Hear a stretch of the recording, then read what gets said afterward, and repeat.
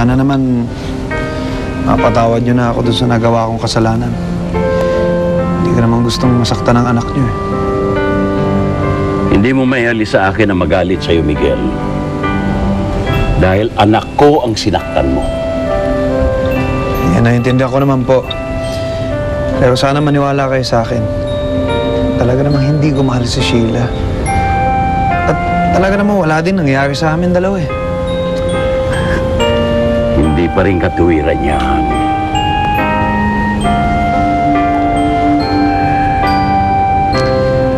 Alam niyo po, mahalagang mahalaga sa akin ang pamilya ko. Sila ang buhay ko. At nagsisisi na ako sa nagawa kong kasalanan.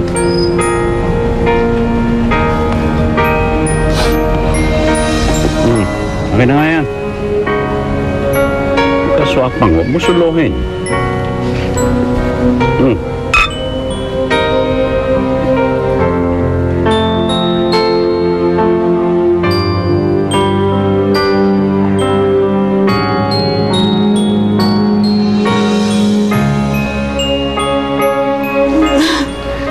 Anak naman, huwag ka nang umiyak.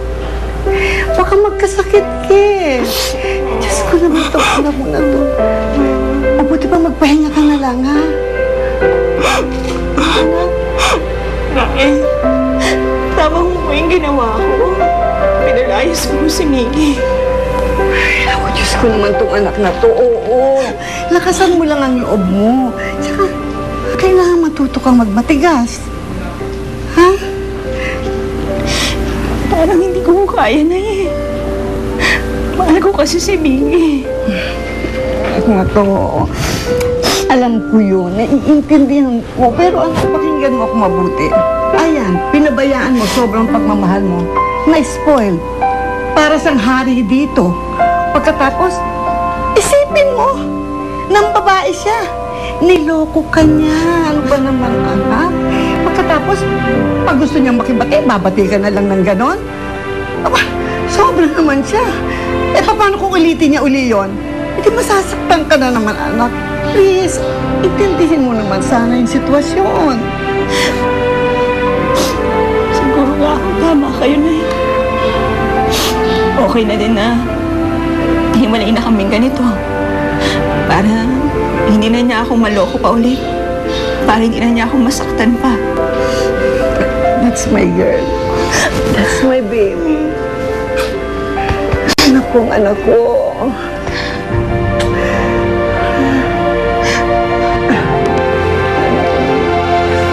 Anak ko. Okay ka na.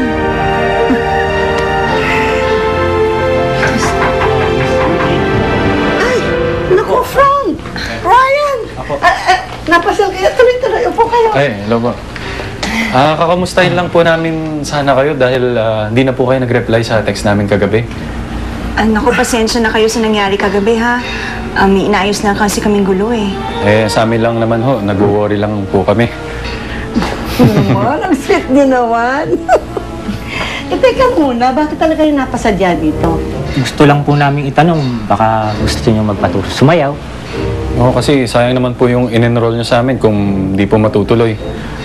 Naku, matutuloy talaga yun. Sigurado ako. No? Teka, hindi ba may nabalitaan ako yung, di ba meron kayong morning classes?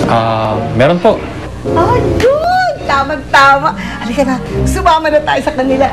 Sasabay na kami sa inyo, ha? Sige po. Halika na, naku, hindi pwedeng malungkot dito, no? Bawal ang malungkot para mag-enjoy tayo. Halika na, bibis na kami sa kita. Sige. Aha, magbo-ballroom pala kayo.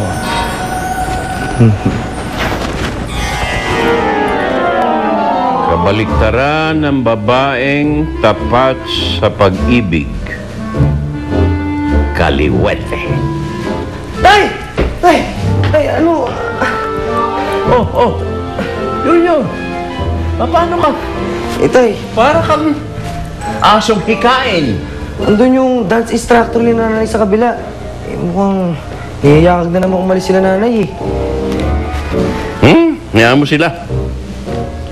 Matatanda na sila. Alam na nila ang ginagawa nila. Pero tay, dapat yung silang pigilang umalis. Baka tuluyang mailab si nanay at ate dun sa structure na yun, tay. Junior, wala nang asim ang inay mo. Wala nang papatol doon. Oo, tay. Diyan kayo nagkakamali. Kung alam mo lang kung paano makatingin yung lalaking yun, tay. Ibang klase. Parang type yata si nanay. Hay nako, Frank, alalayan mo ako ha. Dalawang kaliwa ang paking paa. Let's go! Wow, ang ganda-ganda naman ni At Mimi at saka ni Mamo Fergie. Ano naman ang ginanda ng lola mo?